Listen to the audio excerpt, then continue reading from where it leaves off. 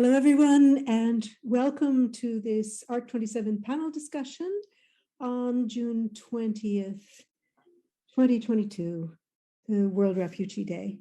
My name is Laura Hassler. I'm Director of Musicians Without Borders, and I'm very proud to be able to moderate today's discussion with four very interesting and important guests who have initiatives that I think are really worth hearing about and learning about for everyone who cares about the issue of refugees and migration.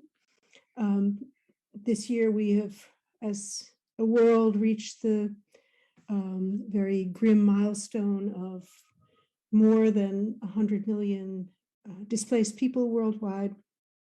And of course, we all know that the causes of these are interrelated and complex, and also that the issue of migration itself is extremely complex.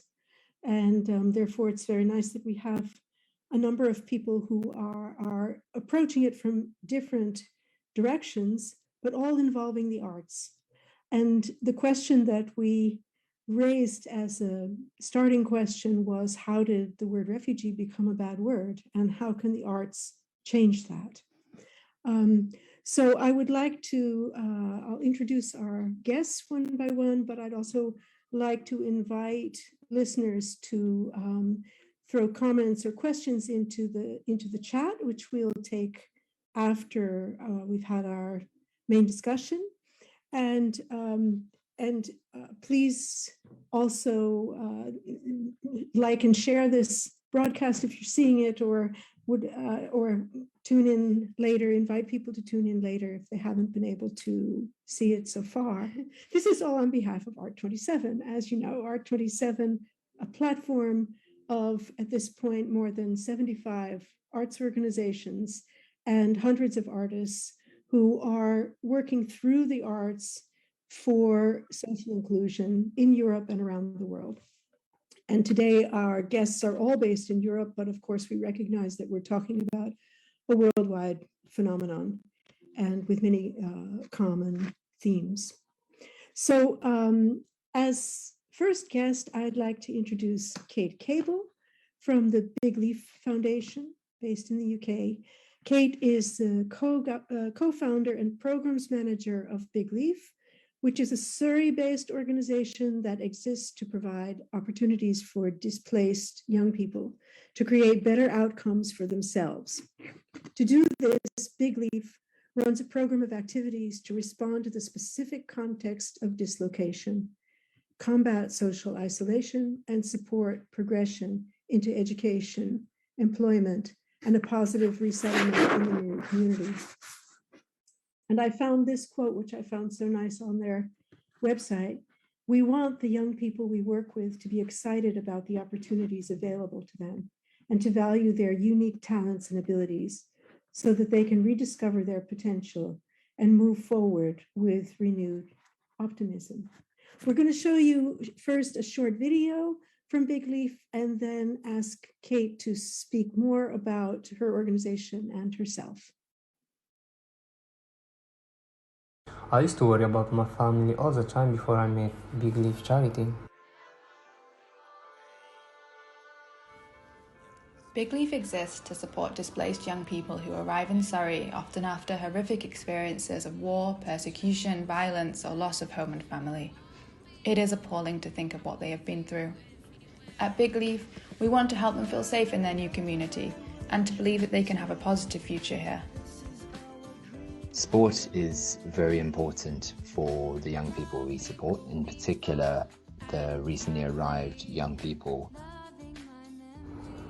Big Leaf Charity made us feel confident to care each other, to love each other, to help each other, and to lift up each other. And the result is a very huge change in my life at the moment, in a very good way. To feel totally isolated from the community around you, to feel unacknowledged and to feel as though there's no hope, well, that's not a good situation for anyone. That was lovely. Kayte, would you like to tell us more about yourself and your organization, just briefly? Yeah, absolutely. It's really, I mean, the big leaf, it does what Laura just says. We want young people to be able to create a sort of secure, positive outcome for themselves. We want them to be able to reach for the lives that they want and to feel safe in the UK. And more than anything, we actually, especially now, we want them to feel that there is some hope at the end of the situation they're currently living in. And we deal with people, we use the term displaced young people because the labels aren't massively helpful. So we do have people who have refugee status. We have people who don't have it yet and still would therefore be seeking asylum. We have people who've been here through situations like trafficking or modern slavery. So there are many different ways. That's why we term it displacement, because, you know, they're not of course, these people, young people, are not a homogenous group at all. But the one thing they do have in common is that they've been forced to leave their homes. Thank you. Thank you very much. Well, we'll hear more about that later and as we get into our discussion. Our second guest is Rudy Kempioka from Rad Music International. Rudy is a Congolese musician and former asylum seeker. Now he's the founder of Rad Music International. Rad Music is an organization that aims to support refugees on the island of Lesbos and throughout Greece. Using music, dance, community, and creativity, they stand for the common ground values and human rights that should apply to every asylum seeker in Europe. Together, the RAD community stands for the following goals: to fight for human rights, to enable connection across borders and cultures through music and dance, to support refugees in creating a vibrant cultural life, to integrate displaced people into European society, and to bring back joy. And here's a quote that I found from them that I found so lovely. As Rad Music International, we believe that music and dance are especially powerful weapons in this fight to reach people all over the world and raise awareness on refugees' problems. Rudy, would you like to say hello and say some more about yourself and about Rad Music? And we're also going to show a little video of a recent rehearsal for World Refugee Day. Thank you. Thank you very much. I would like to say, sorry guys, there's small background music because I'm not in the office, like I don't have Wi-Fi. Then I was out, then I just jumped the place I found the Wi-Fi, but it's really small noise in background. My name is Rudy. I'm from Congo, as Laura said. I'm a refugee asylum seeker in Greece. I'm in Greece since 2017, and I'm still running out of my procedure. And I'm the founder of Rad Music International. As you say, Rad Music has really specific goals to support people. And with Rad, for me, it was the best healing I found to survive for myself first, and then to see how I can help also other refugees to survive in this situation, because most of the refugees, they think when they left their country, when they come here, they lost everything and they lost the hope. And I created Rad to show also to refugees that we have to still keep our hope. At least we are not in our home country. We don't have nothing, but you can start. So I created Rad to bring a bit different as a refugees, to support refugees. Thank you so much. Shall we give our audience an impression, show them a video of your recent rehearsal for an event that's happening today or tomorrow? Yes, tomorrow we have we already started since all this week. We prepare Refugees Day. Now it will be Refugees Week. So we start today. We were in the front of the camp with UNHCR, with Caritas, with Diotima, some organization, and singing for Refugees Day to commemorate people have been lost their life, the sea. And we start Refugees Week today. And even in the office, the musician are practicing. Tomorrow we have big concert, so I'm sure art27 gonna help, and to put it also live, people can watch us. Okay, thanks. But let's show let's give people an impression of what that looks like.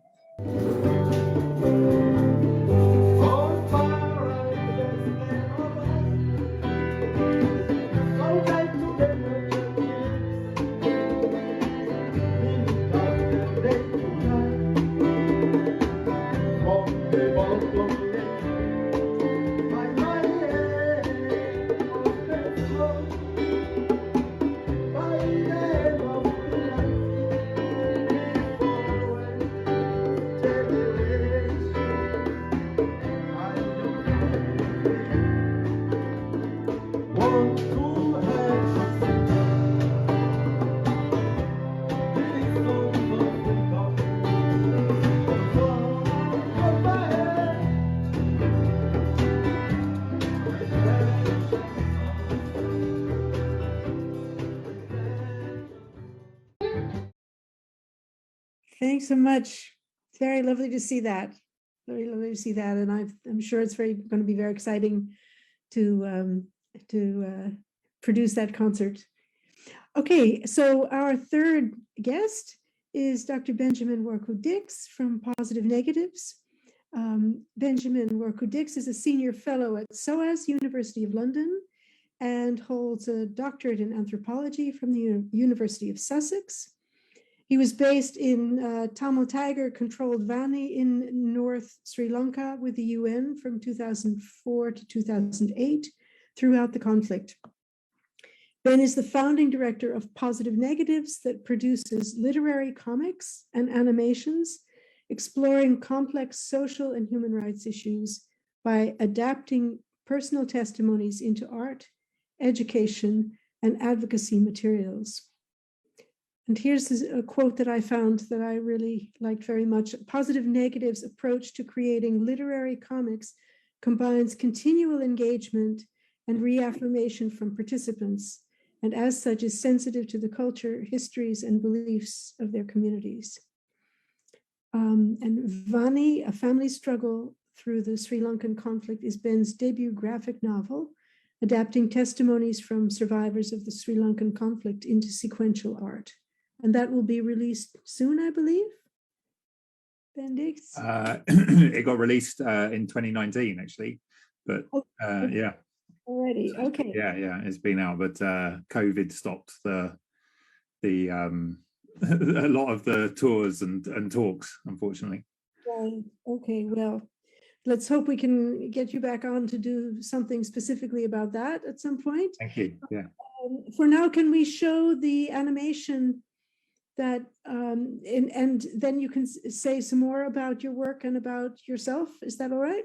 Sure. Do you want me to just say the animation you're about to see is it's quite symbolic of our work. So it's an adaptation of 3 testimonies of Eritrean women who made the journey from Eritrea to the UK, and 2 of them got sent back to Eritrea. So I thought it was quite poignant for, at the moment, with the UK government sending people to Rwanda. It kind of chimed with some of that policy, but it's quite central to what we do. So working with people's testimonies and then adapting them into a narrative that anonymizes the respondents, so people still have their security behind the art. Interesting. And we're also now entering the space really of advocacy, aren't we? Because we've now heard from 2 people who are working directly with people in displacement, and you're more telling the stories together with people who've had these experiences. Yeah, exactly. My tranquil lands. And crossing the Mediterranean.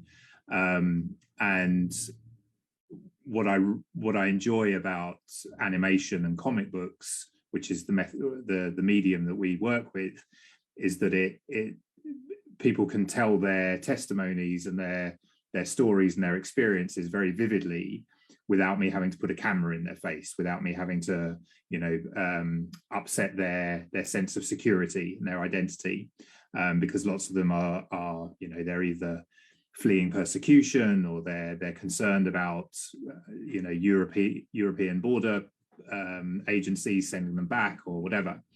And also when people are telling you very, very difficult traumatic stories, having a camera on completely shifts the power balance. You're also recording where I've had to record, you know, with the camera before, and a dog starts barking and you can't use that soundbite, so you have to ask them to, you know, could you say that really traumatic story again, please? And it's awful. Whereas with comics and animations, you can sit very comfortably in a place and just allow conversation and storytelling to happen, and then work with artists to represent those stories. So what we do quite often, like we did with that particular project, is take 3 testimonies of women who have experienced that journey and then amalgamate them into one journey, so that it doesn't have to represent that. That's not trying to show one woman's journey. It's trying to show a representation of people fleeing the Horn of Africa or anywhere really in sub-Saharan Africa, and making that journey across to Europe, and the struggles. And again, with art, we're able to take the viewers into the journey across crocodile-infested rivers, into the torture camps of Libya, onto the boats across the Mediterranean, places where, as a photographer or a filmmaker, are near impossible spaces to film and record. But by taking people's interviews and then working with artists, we're able to represent those spaces and show people that actually, you know, what we see in the media here is people crossing the Mediterranean. That's just one hurdle of many, many hurdles before you even get to the Mediterranean. And so I've found over the years, PositiveNegatives, I founded that 10, 11 years ago now, and it's, I can't draw, but now we work with, I think, over 300 artists we have on our networks across the world. So that piece that you just saw, that animation, we worked with an Eritrean poet who wrote the music for it and the lyrics and performed it. And a British artist, but lots of our projects now, we work with artists from the countries that we're doing the projects in, and that's taken, as an organization, that's taken a few years to kind of build up, you know, those networks, and then all the boring administrative stuff of contracting and blah blah blah. But now we try as much as possible, if we're working on an Eritrean project, we work with an Eritrean artist, and we kind of build so that people really have agency to tell the stories from their places and in the style of their art, to be able to represent their stories. So, and I think now we've done over 80 animations and comics across like 60 countries, and it continues to be, well, a joy and a pleasure to produce, but quite harrowing. I'm definitely the killer of many a dinner party mood. When people ask me what I do for a living. Yeah. Well, we're not telling stories that are fun, right? But no. Tell them with beauty and with feeling, and that makes an impact. I think it's incredibly impressive, this work. Thank you. Very interesting to be moving into sort of the advocacy space. And just to introduce our 4th guest, and then we'll come back to speaking with all of you again. Our 4th guest is Sandra Stratt from Alarmeuropa, Alarm Europe. Xander is an eclectic artist. He directs opera, theater, and musical theater, has produced radio documentaries and dramas. He performs as an actor and is a successful program maker, directing a theatrical version of TEDx Amsterdam in 2015, and events for WDCD, which I didn't know what it was, but it is the Amsterdam Design Festival, What Design Can Do, in both Amsterdam and Mexico City. He has a predilection for multidisciplinary projects and collaborations with people from different groups in society, and a strong activist energy. After an inspiring collaboration as an actor with the Ricciotti Orchestra, he rediscovered his love for music and focused on combining music and theater as a means of telling the stories of the 21st century. Xander is one of the founders of Alarmeuropa, Alarm Europe, an artists' initiative in the Netherlands, raising alarm for the situation of refugees in Europe. And Sander, before we show the little video, maybe you could say a little bit about this series of videos by musicians and how you chose the song and what it's all about, how it happens, just so that we know when we see this. We chose the alarm is really coming from the how you call it, the luchtalarm. It's like the alarm that warns for air stroke by planes. Yes, air raid alarms. Yes. Air raid alarms. Sorry, in the Netherlands we always have them at the first Monday of the month at 12 o'clock. There's always the test of the alarm, and the alarm is the sound to check if we are still right. It's like it's checking the alarm in case of.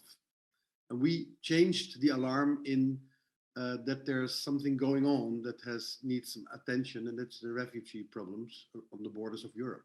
So we took it from our own safety to the safety of other people who are on the fly. And the sound of this alarm inspired us also to make music. Like sound is music is communicating very strong beyond borders. And we chose a song of the cellist Pablo Casals, a 19th century cellist who was a Catalan. He was like in the time that Catalonia was suppressed by Franco regime. And out of protest, he stopped playing music until the moment he started playing music. And then he always played this little song at the end of the concerts. It's the Song of the Birds, El Cant des Uccells in Catalan. And it's a beautiful song. And it's a song of protest against fascism from him. We chose it as a kind of protest against the way we threat people that are on the fly. And many musicians are now standing. And we organize in our network. So every month we ask different musicians, different orchestras to join every month, to join and to play, because musicians also want to hear their voice, and that's their voice, of course, is music. And sometimes they feel they don't feel strong politically, but they want to use their art to say something and to protest.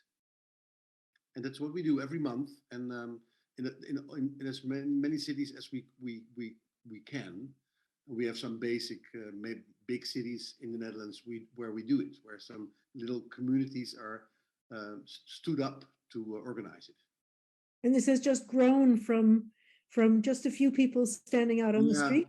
It was me and Froni Biesma was started, and we thought after 75 years, the slogan after 75 years war in Europe, there was never again was the kind of slogan. And then we thought, never again what? Well, what? And at that moment it was really tough at the borders. They were shooting refugees at the border of Turkey. And we thought we have to do something also about the public opinion, and also the public opinion, the politics in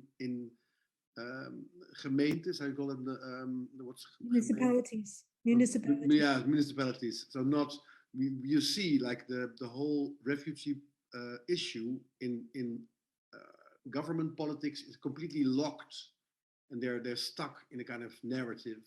And we thought we have to focus on municipalities. Municipalities are strong. They have experience. You see now also with the problems in the Netherlands with place for, we have to solve it in municipalities. Right.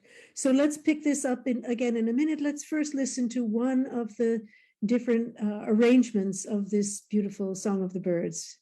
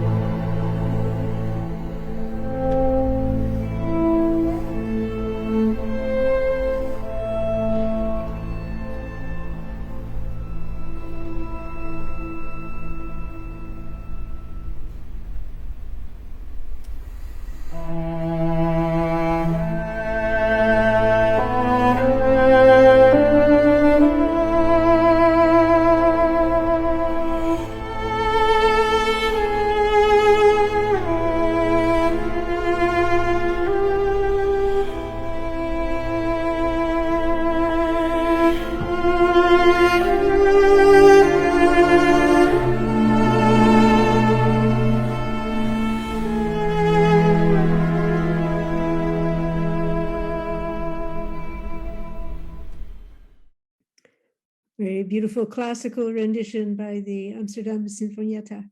And if you go to the Alarmeuropa, whether you speak Dutch or not, the language is Dutch, but there are many, many, many different interpretations of this, everything from classical interpretations to hypermodern, to jazz, to rock and roll. And so musicians are finding this as a way of expressing their feelings about the need to raise alarm. So that's also the theme of our conversation today, really is what we said in the title, you know, how did refugee become a bad word, and can art fix that? Can art redefine? Can art shift the narrative, I guess we might be saying, and kind of the complexity of the fact that for many people having that label gives them some rights. At the same time, that word has become pejorative because of the way it's been used, because of the way that that public opinion has been formed and shaped. So I'm wondering who might like to jump into this question about, because we've heard 4 beautiful examples of artistic approaches to the issue of people in displacement. Would anybody like to sort of start off with thinking about labels and identity and what art can do to shift the narrative about displacement? I'm happy to start, Laura, if people are happy for me to go first. I mean, I think we're in a particular situation in the UK at the moment with recent policies that have come up. The idea of deporting refugees and asylum seekers to Rwanda has been a big topic here. And also the recent news over the weekend that people on arrival could be electronically tagged. So this has sparked great debate in the UK, and what we have found as well is that actually the anti-refugee voice seems to have been very much emboldened. Ben, I don't know if you'd agree with me on this, but it seems to have got louder and stronger and just become a little bit more confident. And an example was last week, my group and I, a group of 15 of us, had actually came under some quite nasty racial abuse in a park in Surrey. And actually, really, the words they were using was asylum seeker and refugee. I mean, that was the words they choose to be abusive. And it really struck me that this is actually, for those of us trying to work to change the narrative, it's quite an overwhelming moment.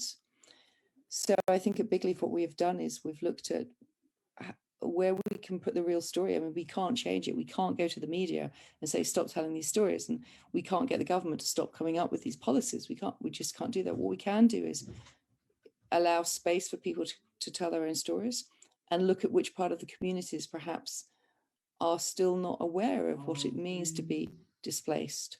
And so we have a project at the moment with Music Connects, which brings young people, so teenagers, together to create a piece of music, to write a song together. And what we say very clearly is this is not a project where the Surrey teenagers are coming to help the displaced teenagers. This is like, you guys, you will have your own music, you will have your own styles. Get together, here you go, here's your space, come up with something that reflects you all. And we've found through that actually the friendships and the connections are made, which hopefully will then begin to ripple out.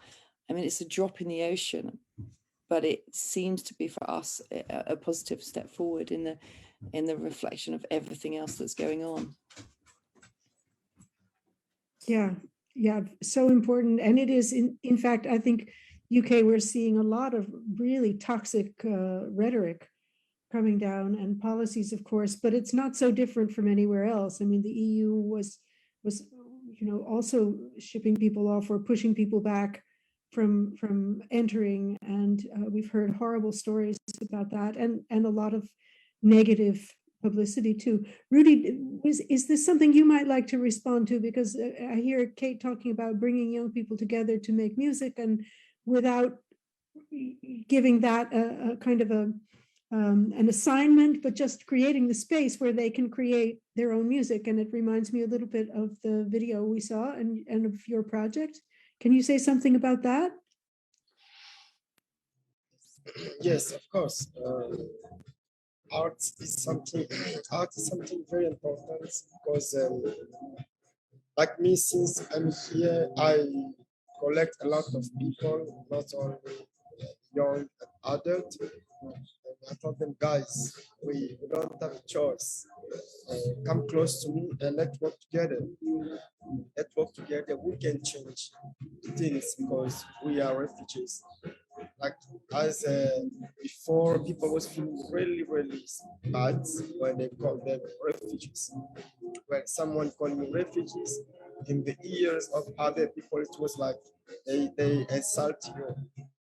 But I told people, yeah, refugees is the word. You know, before people were using slaves. Now there is no slave. Now it's the refugees. So you can change it to make it with art in the good way. For example, let's play music. People love music, and we can send our message. People will listen to us.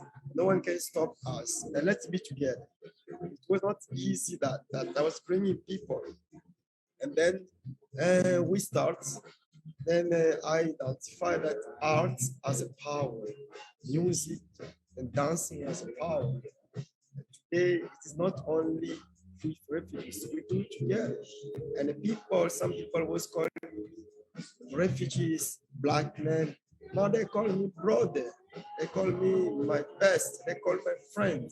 You know, if it was not art, if it was not like that, could be I could keep it in my mind. And what I did, don't fell down by myself. And what I'm telling most of my team, be happy if someone tell you are refugees. Tell him you are also refugees. No one will stay in this world forever. Yes. And we are refugees. If you take it in this concept, you will feel better. Of course, refugees just mean you are not in your home country. But if there is a people who doesn't like you, they hate you, they make you like discrimination, don't follow them, follow those who like it. Is even in my country, this is the way I'm being with my team. And like here in Lesbos, I had a lot of things, really, really negative. And me, I turn it in a different way. When someone calls me a black man, I call him a white man. For me, you know, okay, you are white, I'm a man, of course, I'm happy.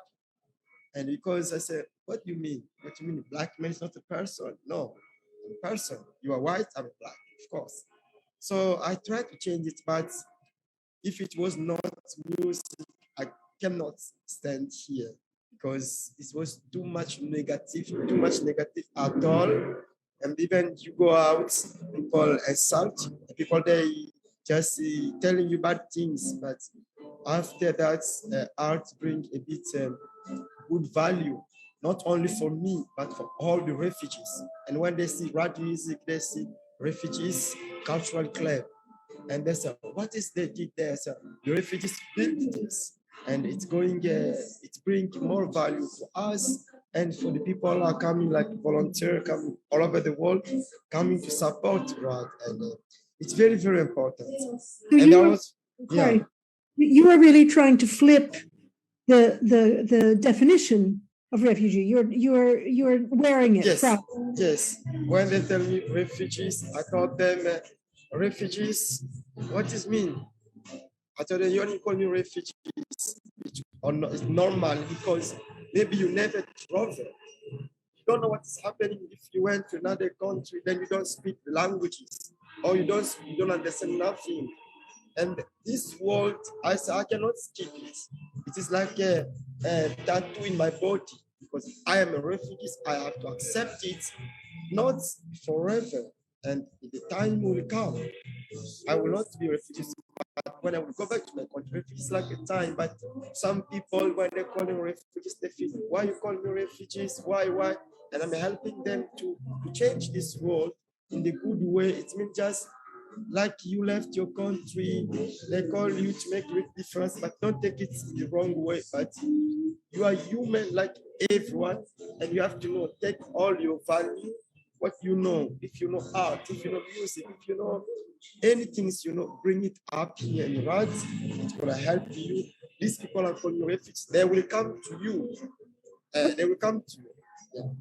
Thanks. Great. That's really, yeah, it's also important. I think that by making music, you are also kind of expanding the way that people see you and people that you're working with, because one of the things we're talking about really is the question of identity, isn't it? And that the narrow and negative definition or concept of what a refugee is has excluded a lot of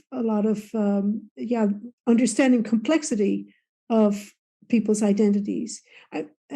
Ben, did you want to maybe jump in and say something about that? Because it's interesting to me that your work is made by people themselves, or all the content is contributed by people involved.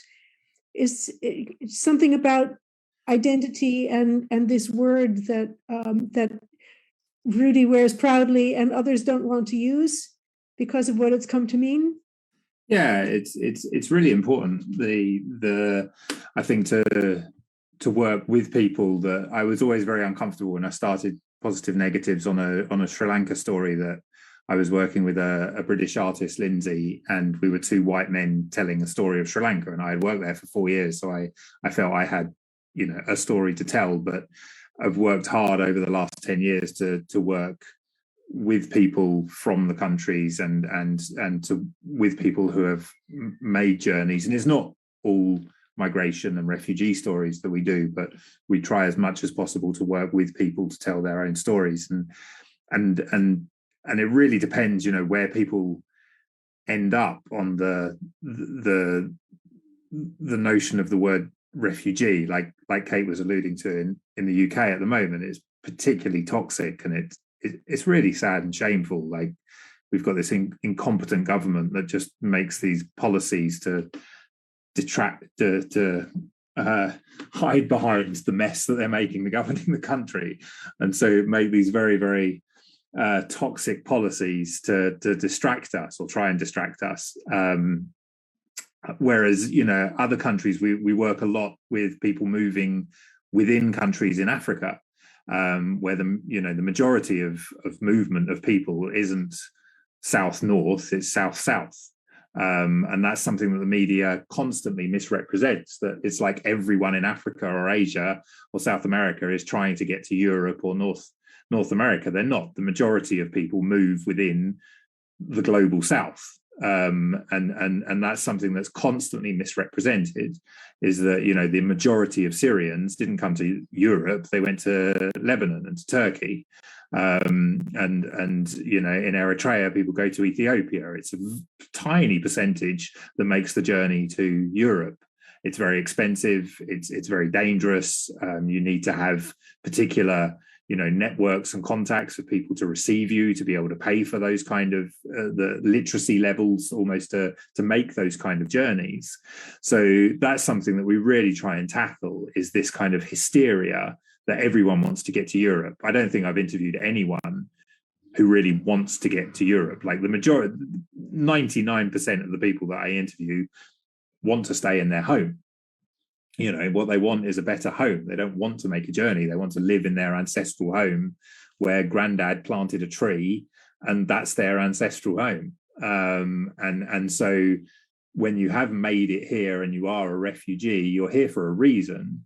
And that's the story that we're trying to tell in our work, is those reasons, whether it's religious, sexual orientation, political, whatever it is. You have made that journey, that you've left your home. And the one thing that people always carry, and I'm sure we'll do a comic on it one day, is their front door key, which I always find so tragic to see people who have got that key. That, you know, you think about it now, like I'm here in the UK, and if I had to run away from my home tonight, I would lock the front door and I'd have my key in my pocket, but I might never come back and unlock that door.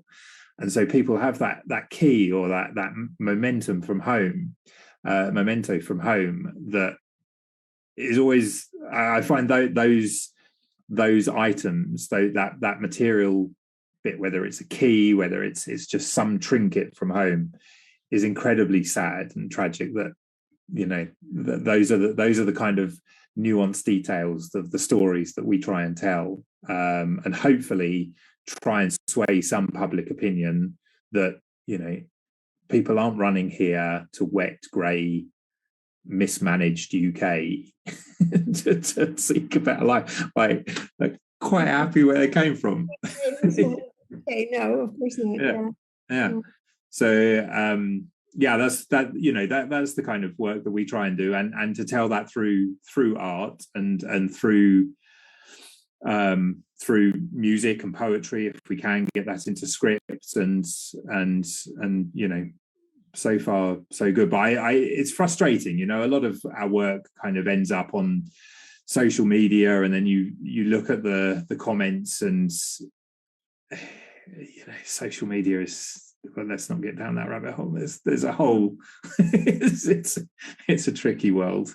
Let's stick with art. I mean, why art? Why could this be valuable? What is it about the arts that you're using that makes you think that there's a special contribution to be made there?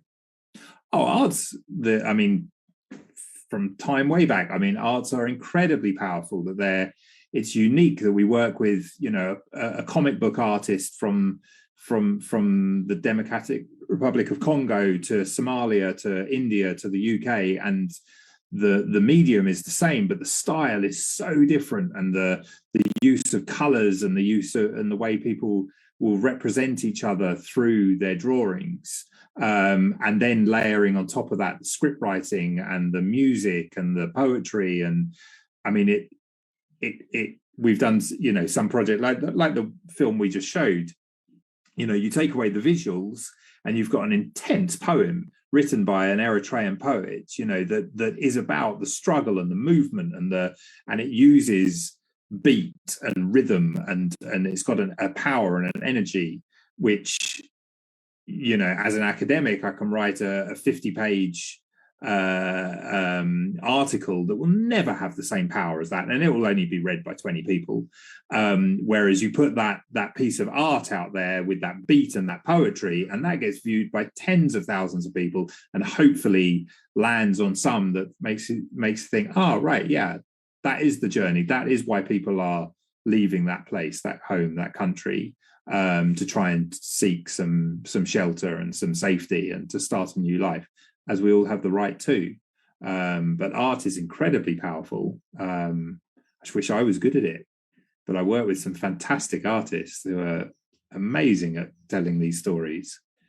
It's wonderful to see.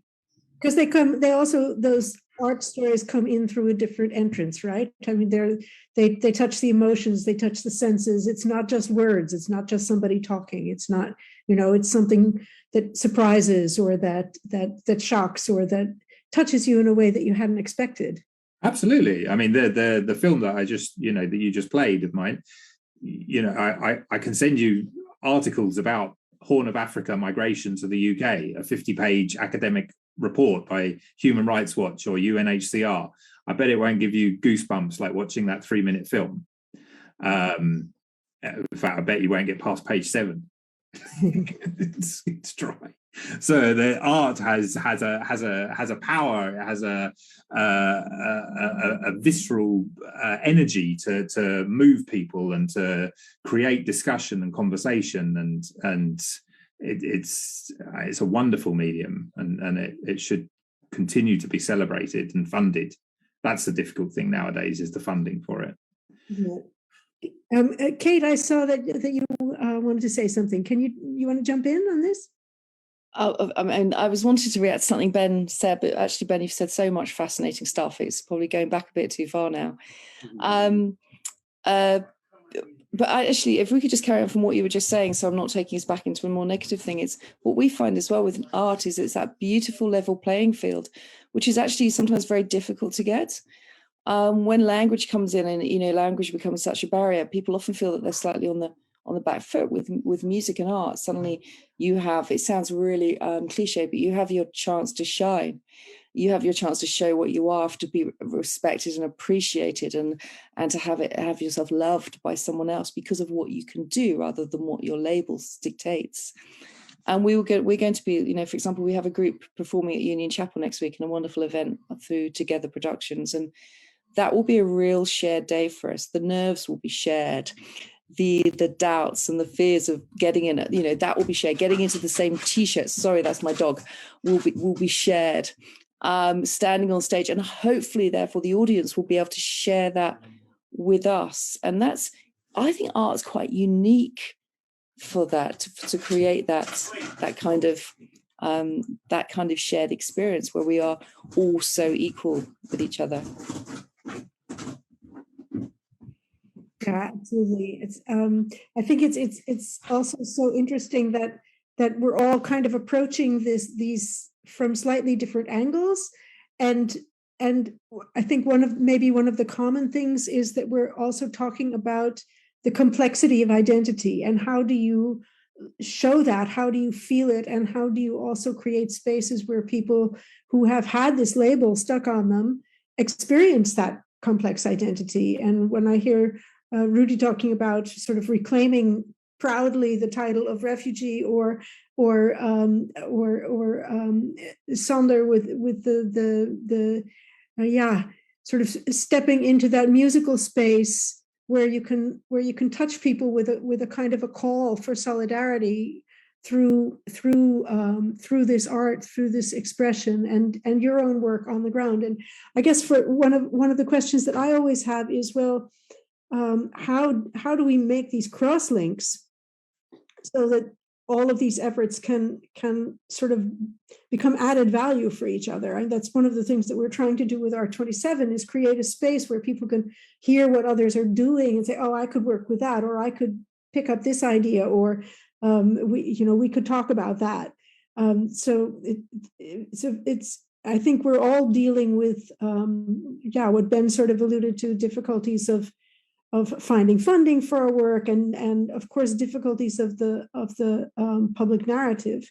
But I've been going out on the street every week now for the last 2 months to stand next to a statue that they put up in my town of a woman who saved 10,000 children from the Nazis pre-World War II. And I just go there every Friday now, and I stand with a sign next to her saying, okay, today she would have been for the unwanted children today. And I get into conversations with people, and suddenly I realize, I feel just depressed by all of the news stories. But when you actually get into conversation, there's just a lot of human compassion for the situations that people are in these days. And I think sometimes it's also just, finding ways to connect with other initiatives, with other people, and also just knowing that we're all out there, and many, many more.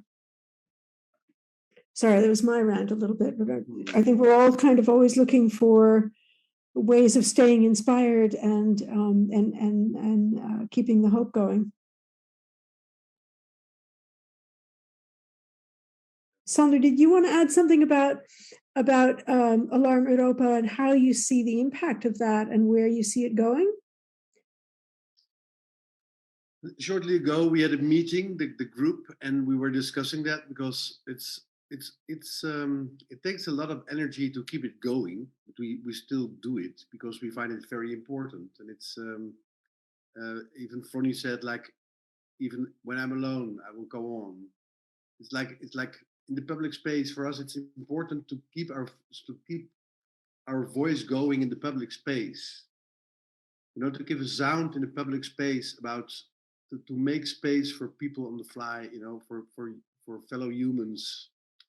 And it's difficult because the narrative is really bad in the Netherlands, and of course there's something changed when the war started, and a lot of Ukrainians were supported in the Netherlands. But still now we have really bad conditions in helping refugees, and we are not, or refugees or people that's something else to talk about later with Rudy, about the because that's what we the assignment was a bit to talk about this sentence, about this term of refugee, but it's not for now. But the most important thing is that we have it seems as if the conversation starts to get stronger in the Netherlands now. There's a lot of these. Today I heard something about worries about young refugees, and that people are advocating that. So I also have a little bit through the pressure that's going on also by Ukraine, that there's some and the difficulties of all the facilities to hold people when they come in the Netherlands, for example. That I hope that it will grow and becomes we wanted to make a fundamental part of a municipality. Like, we always have place for people on the fly to care for them, and that's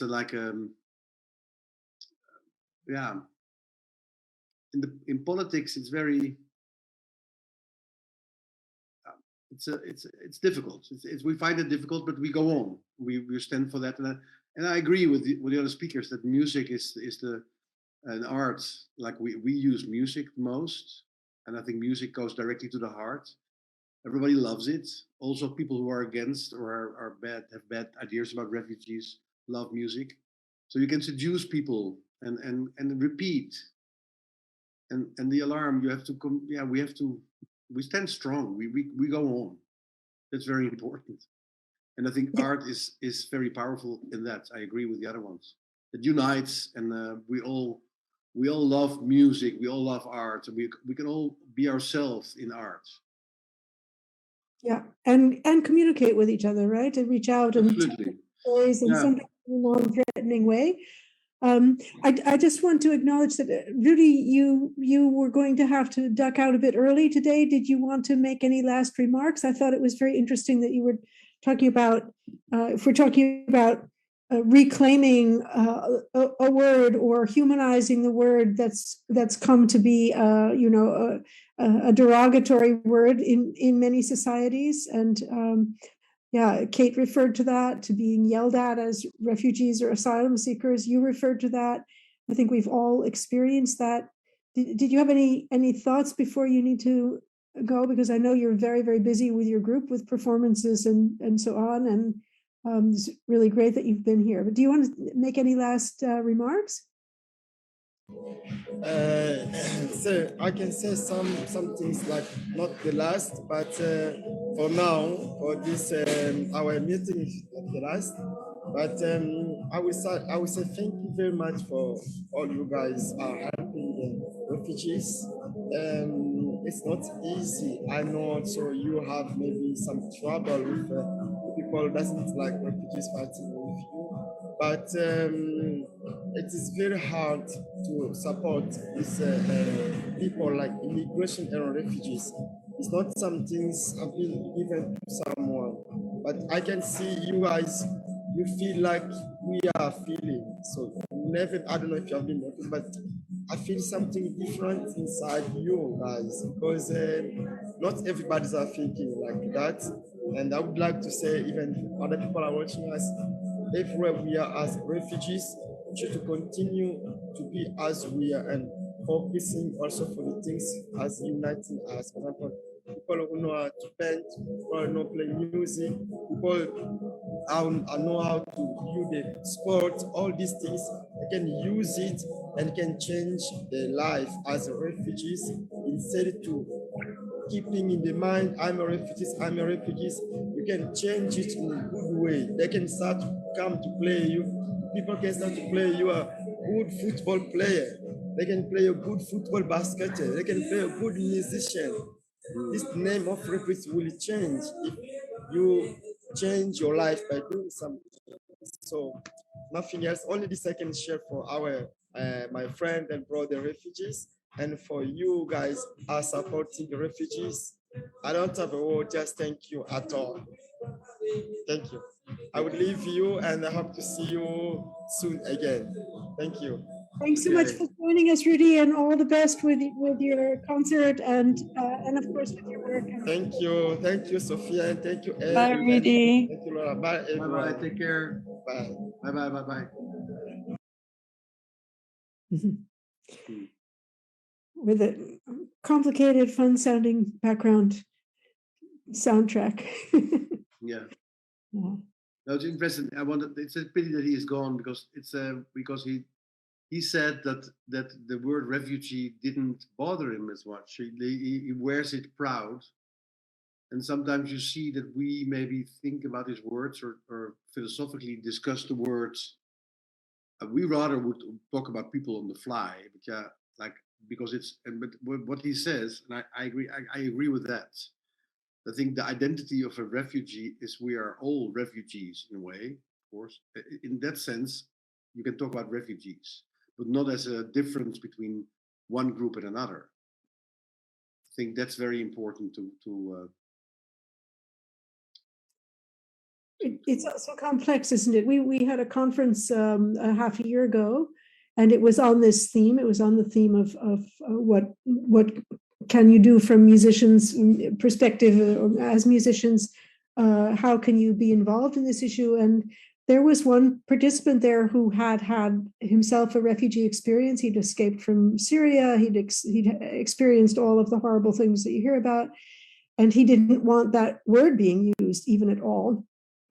And then there were also some people from Palestine who did, because being a refugee was the only thing that still, in some way, at some level, guaranteed their ability to return home. Also, speaking of, keeping the key. Yeah. And I think that, here's the question, right? Because we talked about complexity at the beginning, that are we talking about a label which sort of becomes the only piece of one's identity as far as others are concerned, or are we talking about describing an experience that people are in and or have been in, and do we need to sort of go around that with all kinds of other words to describe it, or do we need to reclaim that word, and can art do something in that space? I think maybe, yeah, most important is what people themselves feel about their status, and listening and respecting that. Yeah, art can make refugees into artists or into musicians or into listeners or to audience. It can open the space, right? You can be there and to express yourself in this other way, and to be connected to other people through a different piece of your identity. And I think that's something that we experience at Musicians Without Borders in all our work, is that creating music together is a space where people explore who they actually are in all of that complexity and are able to express it, and that's a very empowering thing. And meanwhile, we're looking at world issues where this particular word has been used to exclude and to label people. And how do we respond to the phenomenon, but also how do we respond to the narrative in that sense? I think, Laura, that's really, really important, especially in the UK at the moment, when we're seeing this narrative of refugees being deported and being given electronic tags. I mean, really what you're doing is taking the label refugee and you're really essentially rebranding it criminal or potential criminal. And that's toxic, it's dangerous, it's bad. I mean, I don't have enough vocabulary to actually describe how I feel about this particular policy. But how do we combat that? And is it our position to combat someone else's label? Well, I think we have to. We don't want to live in a society where these labels are so happily branded around and changed and create, what's the word? Toxified? I don't even know my own language because I'm so incensed. But how do we do that? And whether you have thoughts on that, because obviously if you're living here and seeing the same sort of narrative that I'm seeing every day. Yeah, but I'm also aware that I live in a bubble, and I'm surrounded by people who feel and think the same way as I do, like we all do on this panel, and probably the majority of people watching this talk feel and sympathize with what we're saying, but that might not be the majority of the people. And a huge amount of Brexit was pushed through on an anti-migration, anti-immigration sentiment that I'm very aware that I if I look on my social media feeds, if I talk to any of my friends, the whole world thinks the same as me, but they don't. And that's why, as much as possible, I try and read the Daily Mail as I do the Guardian, And I find the Daily Mail is actually far more important for me to read than the Guardian. But it's interesting that none of my comics have ever turned up in the Daily Mail, or any of my animations have never been on the Mail Online, which is where I kind of want them to end up. Yeah, it's tricky. I mean, these, you know, what we read and who we talk to and who we become friends with and who we communicate with, we all live in these bubbles and these echo chambers, and there's obviously a huge amount of people out there that think sending people off to Rwanda is a great idea,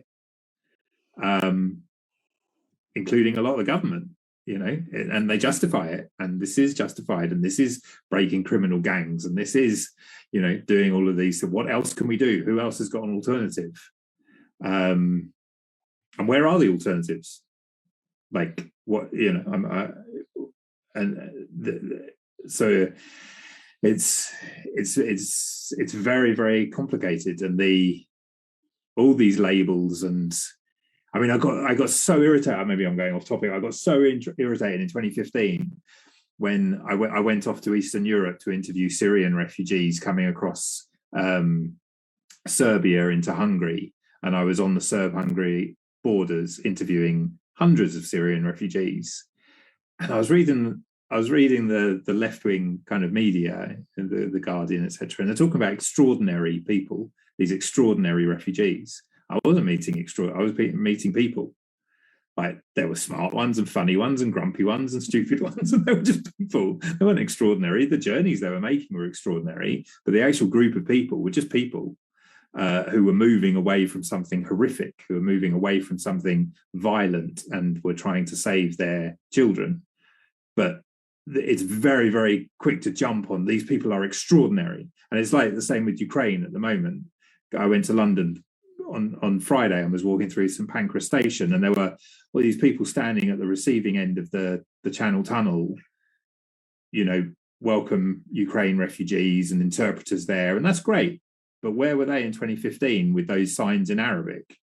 You know, you've just arrived in the UK. Let me help you. Let me signpost you to help where you need to go to get like, none of that was there. It's great it's there for Ukraine, but it wasn't there for Syria. It's not there for Eritrea. It's not there for Somalia. It's not there for Chad. It's not there for Central African Republic that no one ever talks about. That's just, you know, constantly in a state of flux and difficulties. Yeah, sorry, I go off topic, but there's these issues are incredibly complex, and I find you know, these talks and these meetings, these broadcasts are really important to express our work and what we're doing. But for me, the biggest challenge I have is not talking into my echo chamber. You know, how can I make a difference? Because it's so easy to do this kind of session. I'm not belittling these sessions; they're incredibly important. And Ben, how do you do that? How do you do? I don't know. I still haven't found a way. I'm struggling with it, because where I want my work to go and where I want the stories, the people to read the stories, I don't know how to reach them. Mm-hmm. And that's difficult. So I can build an organization, I can feel good about myself, and my children can feel good about the work that their dad does. But what difference am I actually making? If I get 1 million views on the BBC, what impact does it make? Mm-hmm. I'm probably shooting myself in the foot here, and my funding will dry out now, but I don't know. But you know what I mean? It's like, how do you break through that chamber? That's the struggle that I have with this. Are you able to think in we discuss this quite a lot as a team, and we always think about it being piecemeal. There's no real point going on Twitter and trying to engage with people on Twitter. You're going to raise your blood pressure and not get anywhere at all. But the smaller conversations we're finding are quite useful. So I actually agree with you. It feels difficult what's happened with Ukraine, because it's wonderful to see the outpouring of generosity. But of course, the question is what have we got a 2-tier refugee system now? But what we have found in trying to look at a positive spin from this is that people have started with Ukraine and come to us and said, like, I want to help Ukrainians. And we say, well, okay, we've got other people. And actually, some of them have stayed, and they weren't necessarily interested in the conversation before. but what's happening in Ukraine has generated a sort of a fire in them, which they are willing to translate into the wider area, and we're finding that is helpful. Again, it's still slightly echo chambery because they've actually come to us, but maybe that's, you know, at the moment that's where we can perhaps see some change coming in. Maybe I'm trying to be too positive here. No, it's all right. That's great. And for us, we, you know, what I do is we take our work to schools. I've kind of, you know, somewhat given up on my generation, and you know, try and tackle the next generation if we can, you know, try and give them a slightly more broader view of the world and the way the world works and doesn't work.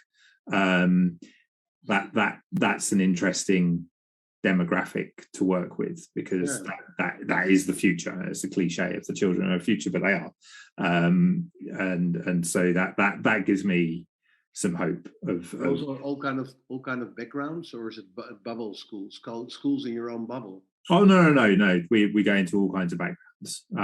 Yeah, very much so. How's the response? How does it work, these schools? Oh, the schools love it. I mean, I would have loved someone to give me a comic book for my homework. Like that's great. But the nice thing about comics is, you know, kids take them home. You can print them out. You can, you know, or an animation. You can watch it on any device back at home, and it generates conversation around the dinner table with parents. So then you get parents, you know, and then you get kids challenging their parents, because they're like, well, no, hold on, you know, this is a story about this guy from Syria or wherever, and you know, what would you do if the bomb started landing in our back garden, Dad? You know, and it's they're an interesting tool, that art. Let's bring it back to art. The comic books, that sequential art of being able to read speech bubbles, to see the paneling of a story unfold through the beautiful artwork, and actually be able to, because it's not a photograph, so it's not a Syrian guy that doesn't look like me and doesn't look, that family doesn't look like us. It's a drawing. So there's an ability to be able to like transgress through that art and actually put yourself in that place and see yourself in that illustration. And the conversations that are generated from that can be profound, and that's where opinions can be shaped. So that I enjoy a lot with working with, you know, some that I give lectures at universities, and I always prefer giving a talk at a school. You know, a 10-year-old will ask a far more interesting question than a 21-year-old master student. And I really agree with that. And what I love from working in schools with teenagers is when they're quite direct and they ask the questions which perhaps on Twitter would be seen as almost like trolling. But the questions we'll often have is, look, well, we've got to look after our own people first. So we've heard that, but I like that. I really like to engage with that. And I really like to just remember that actually we don't know the situation of that person, that young kid who's asking that question. Maybe, you know, maybe his or her family are really struggling. And actually, therefore, doesn't it become a slightly valid point? And I've found that kids they're able to ask these questions in quite an embracing way, you know, quite a non-attacking way. They're just asking the question. They're not trying to shut you down. They just want to know what you think. And that can be such a useful space for discussion. Yeah. And it becomes more and more valid when we get to the situation that we're in at the moment, where, you know, some British kids, and I'm sure all across Europe, are having to think, do I eat or do I stay warm? Yeah.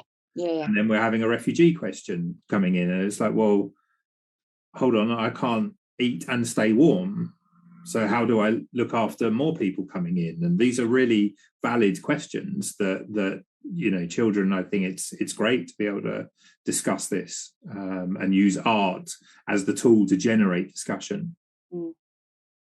I think maybe that's also something for us. I never thought about it. The connection with kids in schools, I think, is a very strong idea, because that's maybe the best way to reach. We play on the streets. That's like we get only the people who want to stop and listen, and we ask politicians to sometimes join us and say things. It's also that's in bubbles. You see, you know, you only get a certain kind of parties or politicians next to you. It's also a little bit in your bubble. So there's to really change the narrative. I think indeed you need the youth. Yeah, that's right. Can I say something in defense of bubbles? Yeah. I think that we need each other. I mean, that we need to know about each other in each other's bubbles, because you get a kind of strength and inspiration from that. And I also think, at least my personal theory of change, is that you never persuade the majority of a population. You persuade the people nearest to you if you come with a message. And maybe that's the children in the schools, or maybe it's your neighbor, or maybe it's somebody who's seen something you've done.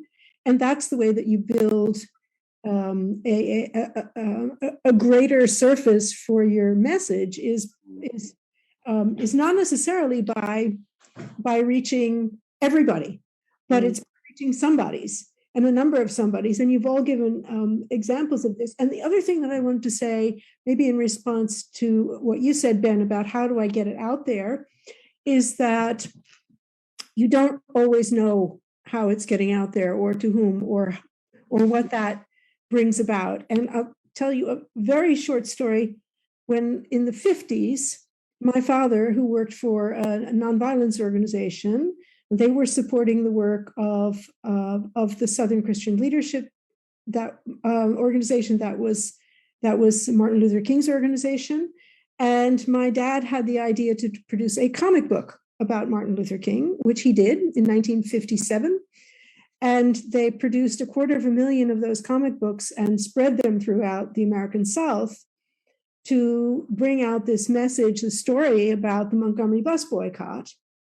And among other things, something my father never knew was that comic book was responsible for bringing John Lewis into that movement, who later became a congressman, and was very sort of became an icon of the movement because of the whole Selma march. But also something that happened was that the comic book got translated into Arabic and was used in Egypt to prepare people to go out on the street, which resulted in the Arab Spring. It was one of the tools. My dad never knew that, because he'd been dead for 20 years already when that happened. But I think that there are so many stories of things that we do in a moment, not seeing the results. True. And maybe we never know the results, but they're there.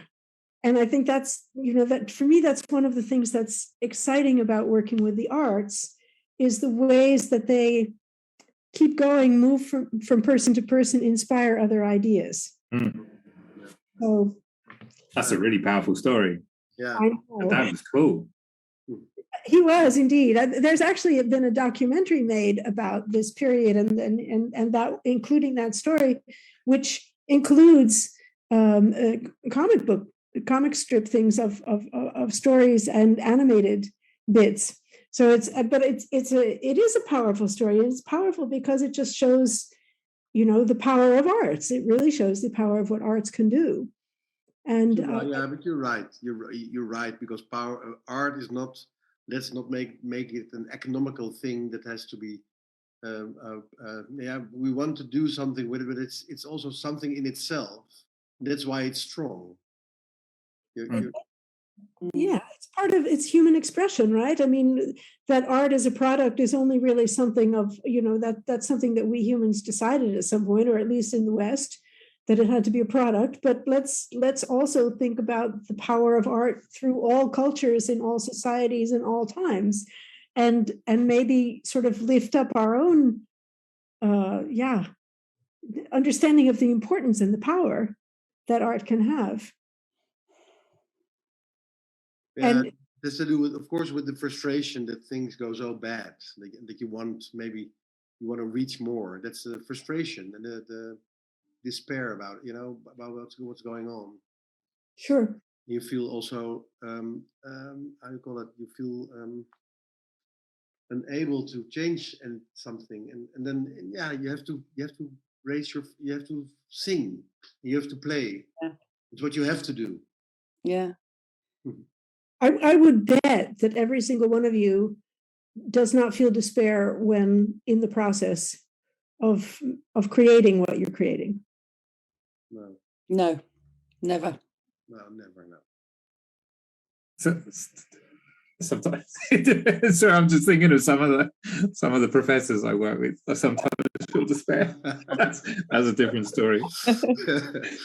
Maybe in the process, if the process involves the organisation and getting people there and the funding applications and the getting trained a bit. Yeah. There's a lot of admin that goes on behind the scenes, which isn't.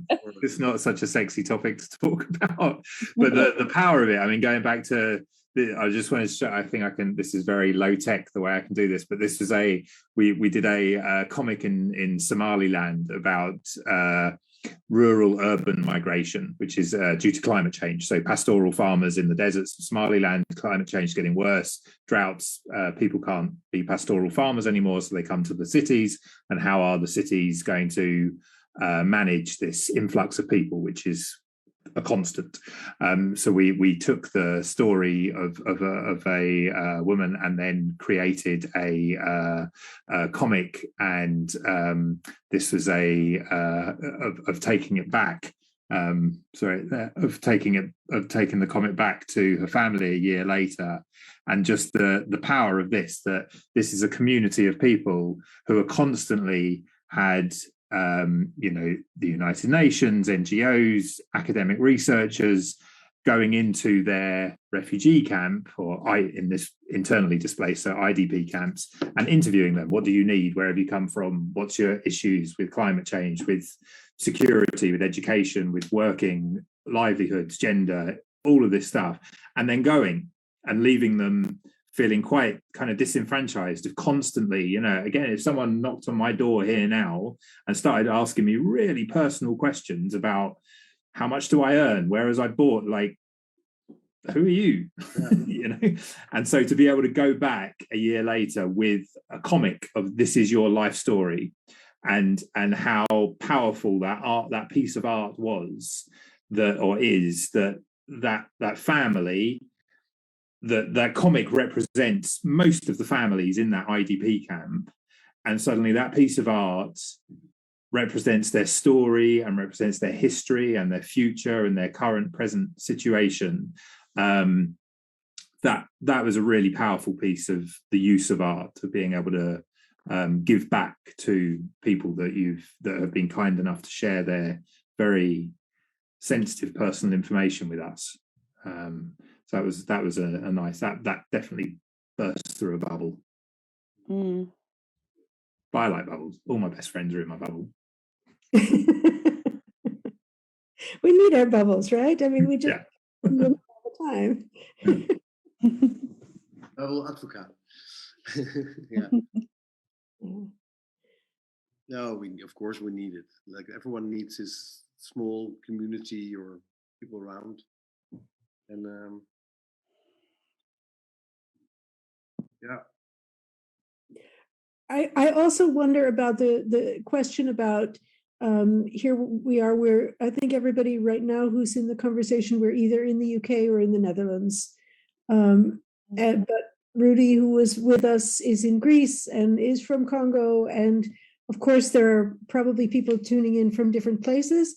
And, I think one of the things about bubbles is you can have different ones. You can have various ones. And the idea of thinking together also as people in the arts about that wider community, and how that wider community can better address such a global issue than when we're broken up into sort of separate things that are divided according to the nation states we're living in. And I hear you both, Kayte and Ben, about these horrible developments about shipping people off to Rwanda and the blaming of refugees for everything.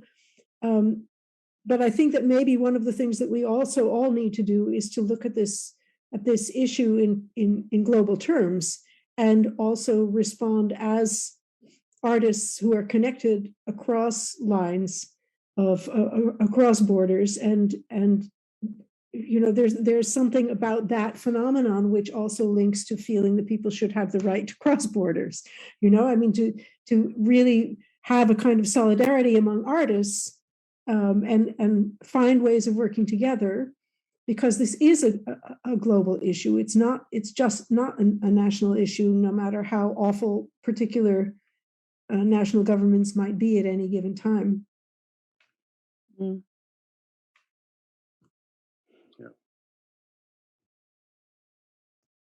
That's why we talked about Europe, why we call it Alarm Europe. You know, we don't call it Alarm Netherlands, because we think like Europe is kind of now became the fortress. Like, you know, we wanted a place where people can cross borders whenever they want. You know, that was a kind of ideal, but then only for a certain kind of people. The Alarm Europe part. It's also that it didn't make it more easy when Brexit came, of course, because that's what Ben said. Like Brexit was, of course, the main issue was refugees. It was a migration issue based politics. But this issue is also huge in Australia, and it's huge in Canada. I was in Montreal a few years ago, and having dinner with musicians in Montreal who are from all different places, and they said, we want to be part of art27 because we're dealing with exactly the same issues here. Yeah. And of course, the US with thousands of people who are being deported back to unsafe places, whether it's Haiti or Cameroon or Mexico or Central America, from countries that they're fleeing. And I think that rhetoric is, you know, it's something that's going on globally, and I think we need to address it globally. I see, Ben, you had kind of warned us you need to take care of a 1-year-old, and sorry, that's my reality. is a 1-year-old that needs a bath and bedtime. Otherwise, I will be paying the price later. Well, thank you so very much on behalf of all of us and on behalf of art27 for joining, and everybody, to recommend to everybody to visit the website of PositiveNegatives and see all the amazing work that they're doing. Thank you so much. Thanks for inviting me, and good luck everyone with your great projects. Thanks, Ben. Kate, if you're ever down in Brighton, come and say hello. I was going to say similar to you. I'll send you a message. Brilliant. Thanks a lot. Take care, everyone. Have a good evening. Cheers. Bye. Cheers.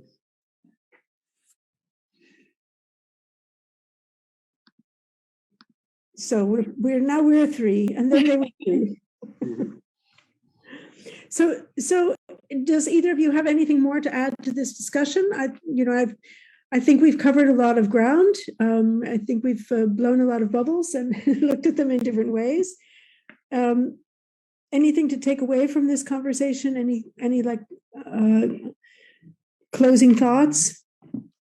Just that, Laura, every time I speak to you, I do walk away feeling much lighter. You have a wonderful way of really putting the positive out in front of me, which sometimes in work I can tend to forget.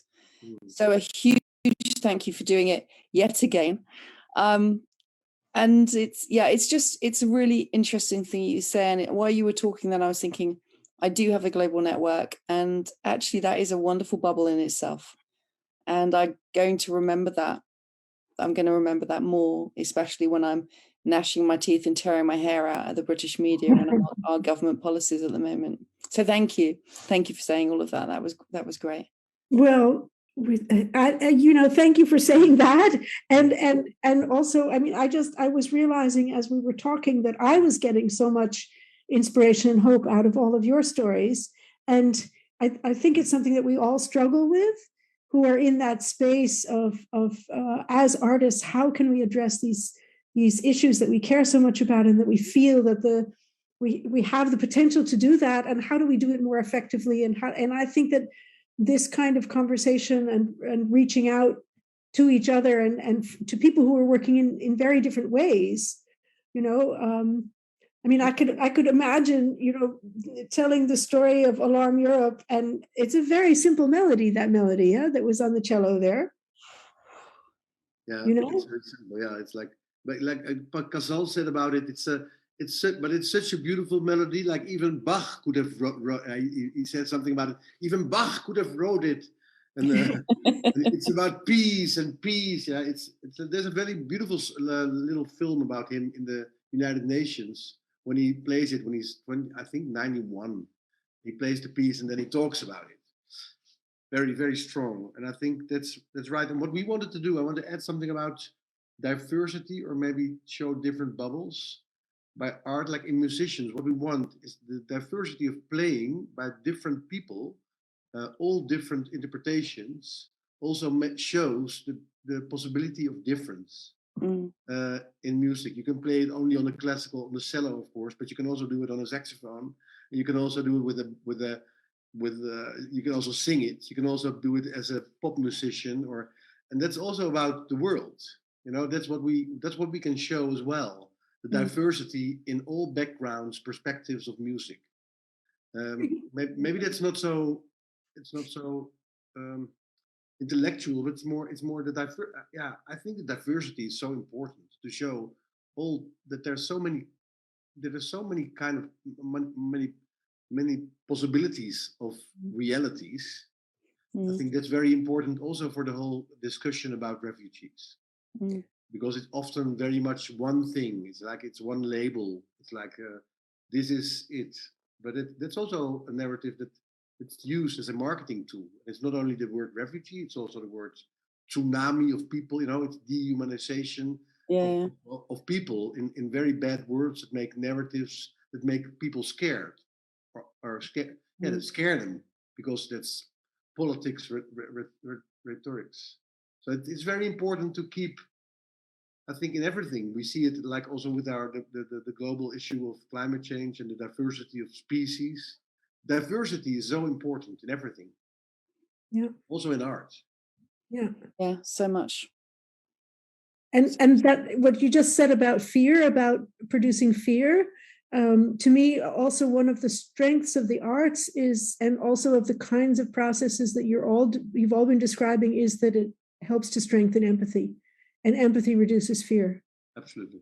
I mean, that's just you know, done. You know, it's a process, clear, but when you make music with people, you lose your fear of them. When you are together listening to music, you're not afraid anymore. That music, that's why music was used in so many of the liberation struggles of the world, where people would just sing together in order not to be afraid. But also in order to spread the message of what they were saying. And I could imagine, you know, maybe Kayte, in your work, you could pick that theme and challenge your young people to create a Song of the Birds, their own version. Yeah. I've already, when you were talking, I was thinking, I've already picked my musicians who I want to ask and what instruments we're going to use. I mean, I'm absolutely there. I'd love to look at this. I'm going to be on to Jim Pynchon as soon as we finish this conversation. And Xander, I will definitely be in touch if I may. Nice, of course. Yeah, you always. Yeah. We have we're launching a song on Sunday at this event, and we have 2 dancers who joined us at the last minute, and one is from Eritrea and one is from Ukraine. And watching them dance or watching them practice yesterday, you know, they'd never met before. Where does an Eritrean meet a Ukrainian generally? You know, where does it happen? They had to come together and have to dance to this song that's being performed by people from all over the world. I was just thinking, the Song of the Birds, that would be lovely. Nice. Yeah, really nice. So I'm wondering if there are, for people who are listening, and I can't really see how many people there are, whether there are people who have questions that they want to put into the chat or comments. So before we lose these precious guests, that you let us know if you have anything you want to ask or say. Ask of, okay, here I see something. Does the art have to represent something, or can it just be the result of playful creativity? Something that we all, but refugees in particular, might be in desperate need of. Oh, I love the idea of playful creativity. Absolutely. I think that's so important. Rather than try to label everything, sometimes just let it flow. It doesn't have to be anything. It doesn't have to remain. It can be a moment that you'll never get back, but it can be playful. I think that's a really lovely question. It's a really lovely thought.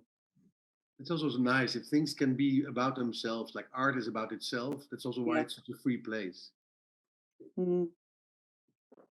Yeah, you use it politically, or it is also a little bit what we do, of course, but no, we don't use it politically. We use it human. And You use it humanly to express yeah, your feeling in a powerful way. It's always about itself. Like beauty, you cannot explain. You cannot explain the beauty of this song. How can you do that? It's just, and everybody knows. It's like love. You also cannot explain that. Yeah, yeah. Oh, beautiful. What a wonderful way to conclude this conversation, or to sort of work towards the end.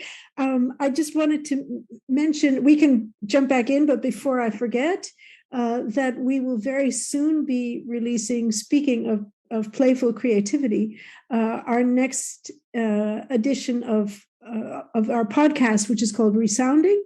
And it's an interview with the managing director, I think is her title, of the Red Noses, which is a clown organization based in Vienna, but working all around the world with vulnerable people. And so people should definitely tune into that. And that we will also be organizing one of these conversations again on International Day of Peace, September 21st. Also keeping everything in the global perspective. And then again on Human Rights Day. And another thing that's interesting that has come out of a beautiful and kind of spontaneous collaboration is that we were inspired at Art27 by a collaboration between a Dutch musician and an Afghan woman artist who at that time was stuck in Greece. She's not any longer. She's in an asylum process now, but they created a piece of work together where she painted and this was videoed, and he created the music under it, and they created a little video. And that inspired us, and we raised a bit of funding to award commissions to pairs of artists who are in any way connected to the story of migration. And so we'll very shortly be letting people know who has won these commissions, and then we'll be expecting to release some amazing art later on this year. Wow.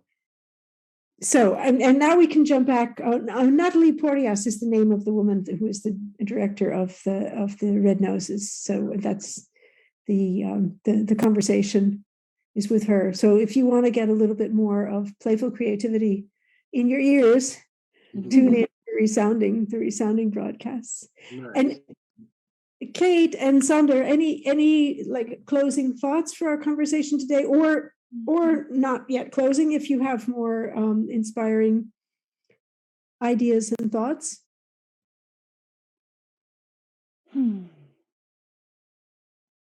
It's a Zen moment. I'm trying to put them in order, to be honest.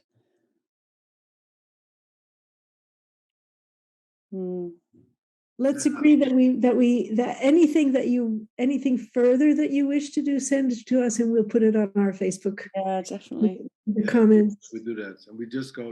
We with Alarm Europa, we cannot stop. We promise ourselves never to stop. Well, I think you've just got your Surrey branch started. Yeah.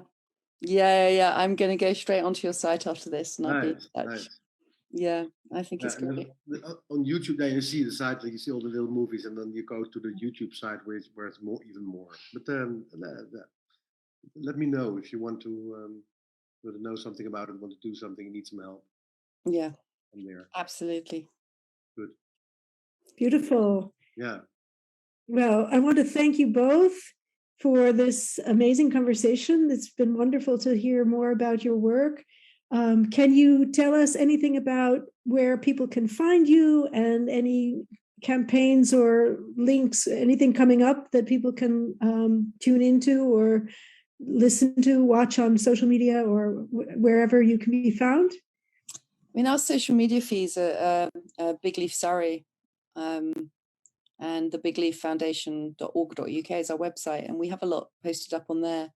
If anyone who's local, I mean, I think a lot of people here are in Holland, but we have an exhibition starting tomorrow. So we have a 3-day exhibition of our young people's artwork and photography, and then on Thursday their music and their dance. So, and that's open. So that's up on our website. If anyone is, it might be a little bit far for you guys, but for anyone who's around the UK, it would be delightful to, be delighted. I mean, to see you there.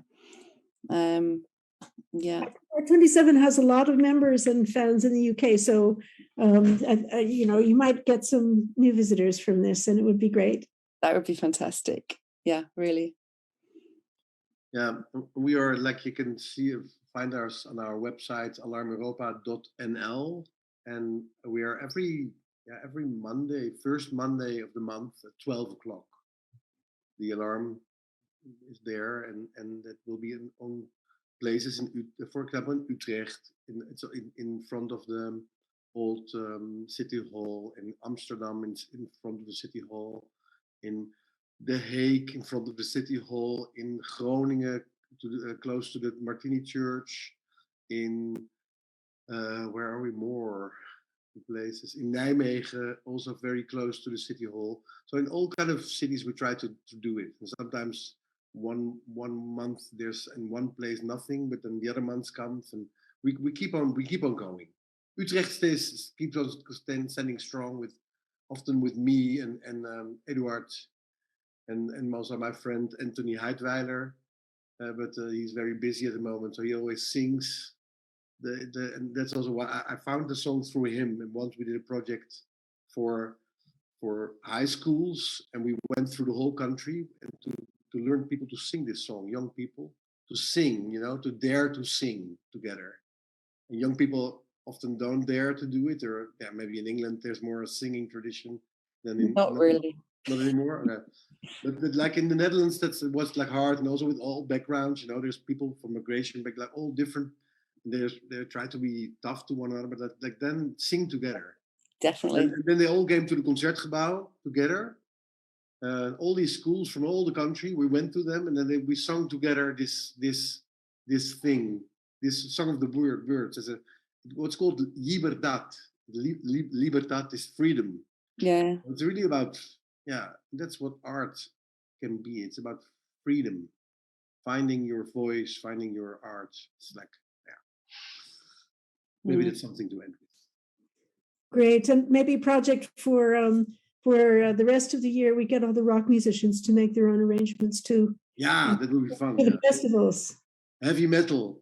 Yeah,